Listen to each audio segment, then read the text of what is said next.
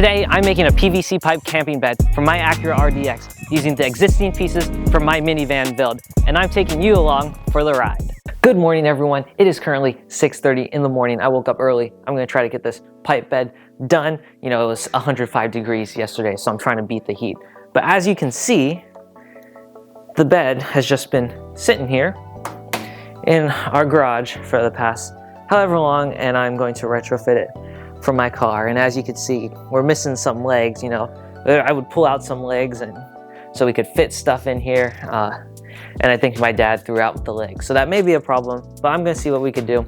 So I'm gonna pull this thing out and we're gonna get started. Timber! All right, let me show you guys what I'm thinking. Safety stuff, towels, IKEA bags. This all can go for right now. Okay, so as you can see, I got 3 seats in the back. 2 are connected here, 1 here, so the 2 side is bigger. So if I let those seats down, my plan is to have the first half of the bed be able to go here and be on its own with that single seat up. And then the other side of the bed, I can attach if I want to make it the whole thing. The first step is to take apart the existing pipe. I dry fitted everything just in case I would want to tear everything down, and I'm glad I did, but I used a mallet. These things are hard, man. Oh my God.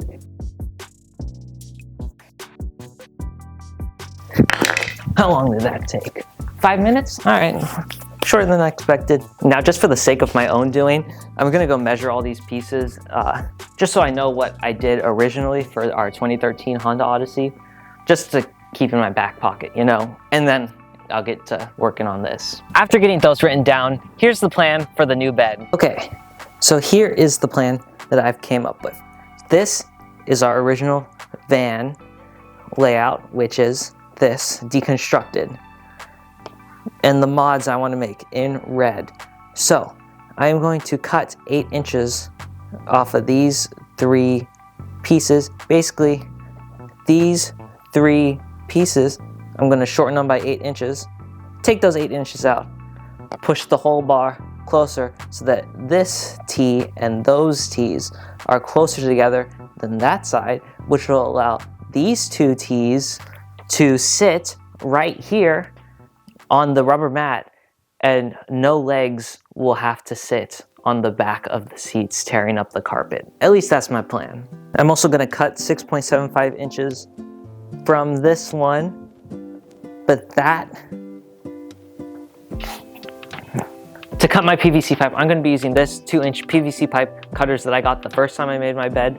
This is honestly one of my favorite tools ever. It slices the PVC pipe so easily. If you've took a hacksaw to PVC pipe before, you'll know how rough and how many shavings it makes. This thing, so smooth, so clean. Let me show you how it's done. And look, perfect clean cut and no shavings whatsoever.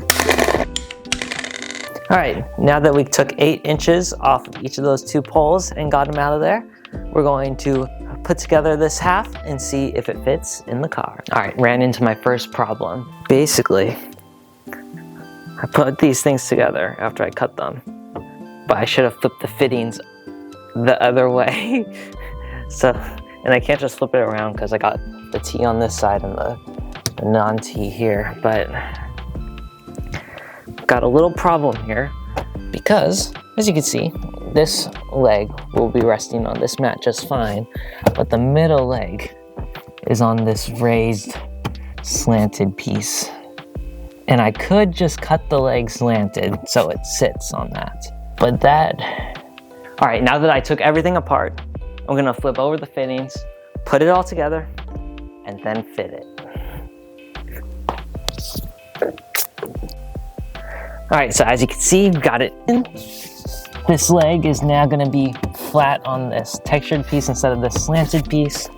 This will be flat, and then up here, oh, you guys are gonna like this. Look, literally perfect. I couldn't get it any shorter, and the leg will go down and sit right here, right against this wall. So, man, you couldn't get any shorter than that. Obviously, I've had a little it was a little tricky because these halves are not as long as I would like them to be. And then I called it a day because I needed to buy another pipe to have long enough legs. And then I proceeded to measure out and cut all of the legs, which let me just say was one of the biggest challenges ever.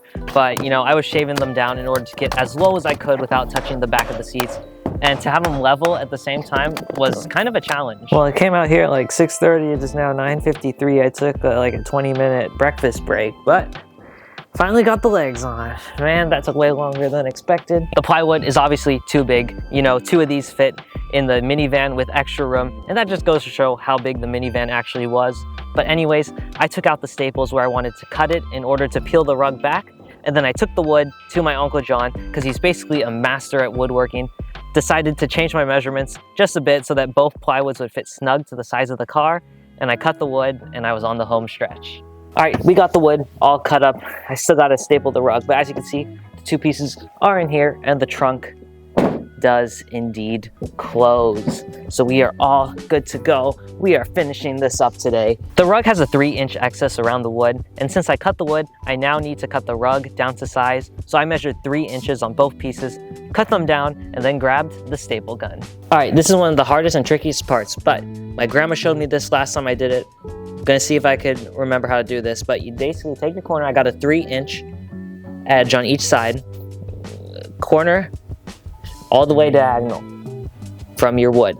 Next, for this flap, you're gonna push this down so it's hugging the edge of your wood, not this top piece, but the edge.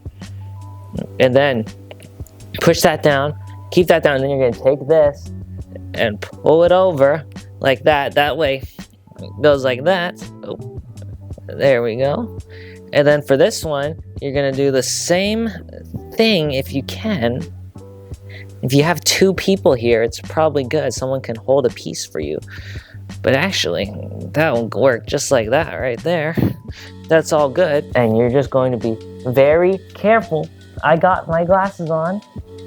With your staple gun, watch your fingers, curl your fingers, and you're gonna just staple this and push down. Make sure you're pushing down. Watch this.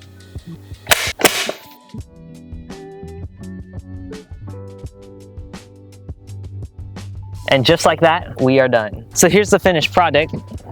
As you can see, you could have half the bed in here if you want to sleep, and then you could have the 3rd seat up if you want to have room to work, or if you're hauling 3 people, but maybe you want more room to sprawl out and sleep. Well, you can add these extra pipe pieces and the wood slides in perfectly and makes everything snug so it won't move while you're driving. And as you can see, no part of the bed rests on top of the back of the seats, which was a priority for me. And if you're wondering, I can lay down lengthwise in the bed. Anyways, now I can not only camp in here, but I could also throw my fishing stuff in here without worrying about it ripping up the back of my seats.